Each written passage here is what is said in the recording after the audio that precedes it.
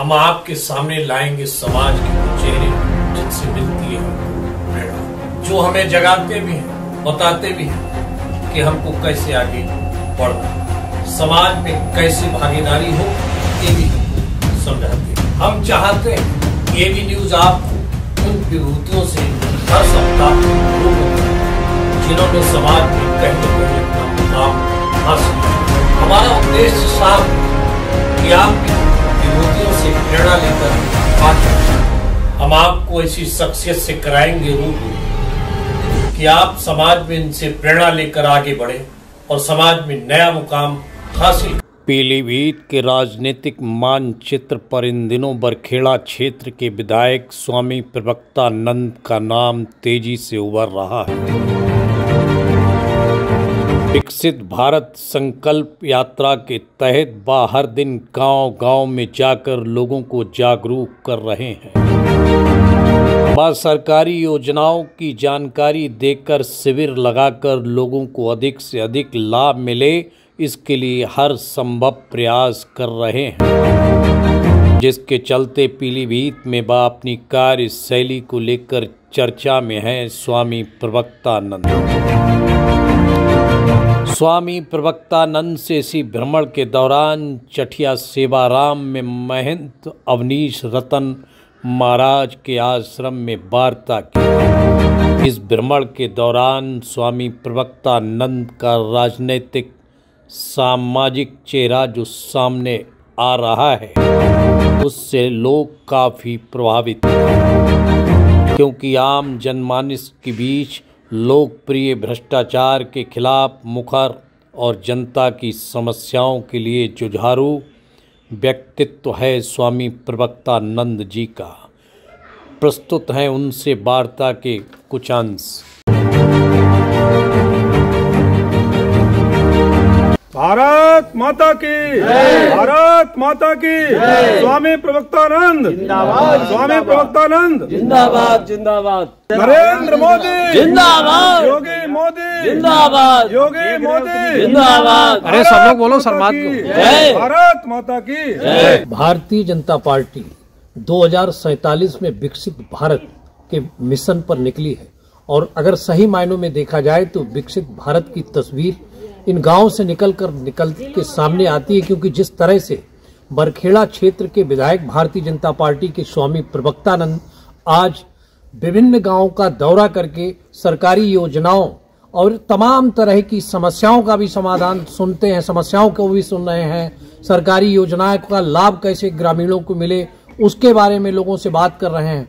क्षेत्र कोई भी हो, भारतीय जनता पार्टी पूरे हिंदुस्तान को अपना घर समझती है, और उसी अभियान के तहत आज हम बात करेंगे स्वामी प्रवक्तानंद जी से कि किस तरह से आप इस अभियान को देखते हैं। महाराज जी देखिए, सबसे पहली बात तो मैं धन्यवाद देना चाहता हूं अपने देश के यशस्वी प्रधानमंत्री माननीय श्री नरेंद्र मोदी जी के लिए। बहुत बड़ा विजन है आपका और बहुत बड़ी सोच को लेके चले हैं। ये सोच कोई साधारण सोच नहीं है। परिवारवाद से, जातिवाद, वंशवाद से ऊपर उठ करके राष्ट्रवाद की सोच लेकर चलना बड़ा कठिन काम है जी। मर्यादा पुरुषोत्तम भगवान श्री राम ने परिवारवाद से ऊपर उठ करके राष्ट्रवाद की सोच को अपनाया था, तब वो राम राज्य की स्थापना कर पाए थे। और मैं समझता हूँ मोदी जी ने भी उन्हीं के पग चिन्हों का अनुसरण किया है, और परिवारवाद से ऊपर उठ करके, जातिवाद से ऊपर उठ कर देश टुकड़ों में ना बटे, ऐसी भावना को लेकर के राष्ट्र भावना की भावना जो है लोगों के मन में पैदा की है। और कहीं न कहीं 2047 तक का उनका जो विजन है, सपना है कि हम अपने भारत को भी विकसित राष्ट्र बनाएंगे। तो मुझे लगता है कि जैसे अन्य देश हैं, जैसे अमेरिका देश है, ये विकसित देशों में गिने जाते हैं, तो जिस तरह से देश उनके साथ खड़ा है और हम जिस गांव में जाते हैं, लोगों में एक उत्साह है मोदी जी को लेकर के। और जिला पीलीभीत की जनता जो है, वो सबके मन में एक ही बात है कि मोदी जी ने जो देश के लिए किया है वो आज तक किसी ने नहीं किया है।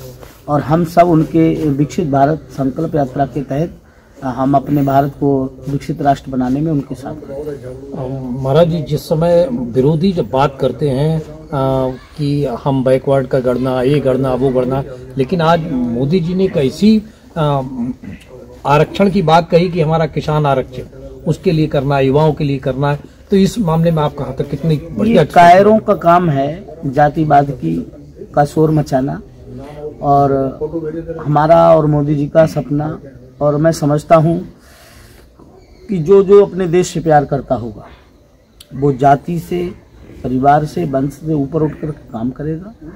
और हमारा लक्ष्य होना चाहिए कि देश में जो गरीब है, जो पिछड़ा है, जो शोषित है, जो वंचित है और जो किसान है, वही हमारा अपना है। हमारे लिए कोई अपना पराया नहीं है।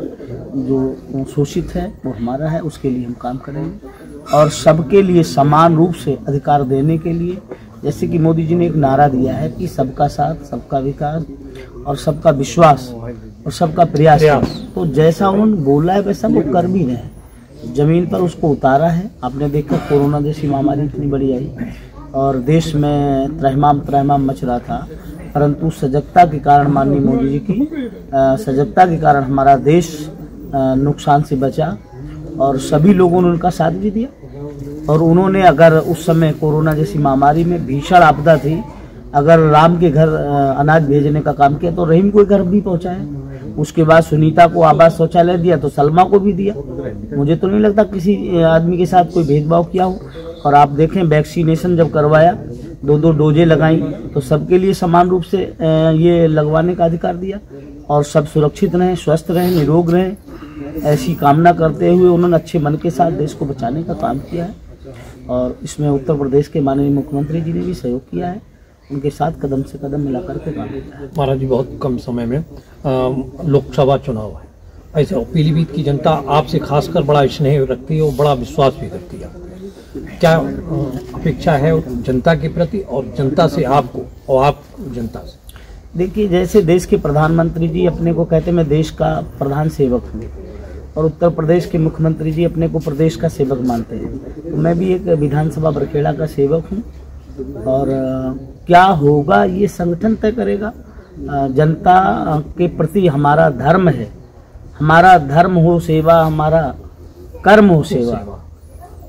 हम अपने धर्म का पालन करते हैं और जनता ने अपना धर्म का पालन किया है। उन्होंने एक तरफा मोदी जी को बहुमत दी, योगी जी को बहुमत दी। आगे 2024 में भी जनता तैयार है एक तरफ मोदी जी को बहुमत देने के लिए। रही बात हमारे चुनाव में हमें क्या करना, वो पार्टी तय करेगी, हमारा संगठन तय करेगा।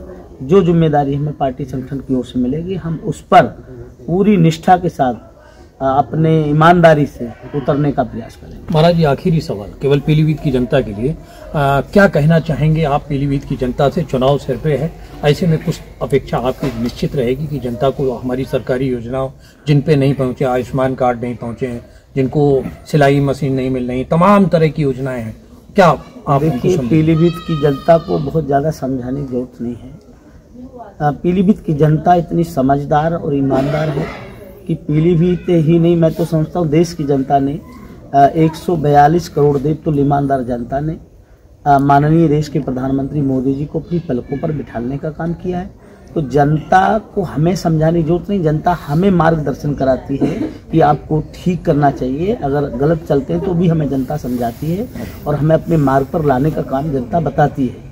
तो हम जनता को अपना मार्गदर्शक भी मानते हैं और हमारा जो मानना है कि ऐसी जितनी भी योजनाएं हैं जो माननीय मोदी जी ने लागू की हैं, जन कल्याणकारी योजनाएं, एक एक जन कल्याणकारी योजना हम लोग विकसित संकल्प भारत यात्रा के तहत कई काउंटर लगा करके कई अधिकारियों के साथ में, मैं खुद ही रहता हूं साथ में, तो वहां पर एक एक बिंदुवार हम लोग योजनाओं की जानकारी देते हैं और सभी लोग उसका पूरा लाभ भी ले रहे हैं और कहीं पर कोई खराबी त्रुटियां आती हैं तो उसका संशोधन भी कराया जाता है। Thank you. ये थे बरखेड़ा के भारतीय जनता पार्टी के विधायक स्वामी प्रवक्ता नंदी। इन्होंने कहा कि लोकसभा चुनाव में विजन साफ है और मकसद भी साफ है, उद्देश्य भी साफ है। निश्चित ही प्रधानमंत्री के पद पर मोदी जी तीसरी बार कुर्सी पर बैठेंगे, लेकिन साथ ही उन्होंने कहा कि हमें विकसित भारत के लिए जो हमारी सरकारी योजनाएं हैं, जो योजनाएं हैं, हम खुद जाकर भारतीय जनता पार्टी का हर सिपाही जाकर और यहाँ तक कि वो खुद गांव-गांव जाकर सरकारी योजनाओं को जनता के बीच पहुंचाने का प्रयास कर रहे हैं। अगर ये योजनाएं अगर सरकार की पहुंच गई तो निश्चित मानिए कहीं न कहीं हर आदमी को उसका लाभ मिलेगा। मैं विनय पाठक, टीवी न्यूज के लिए। हमारा विशेष कार्यक्रम शख्सियत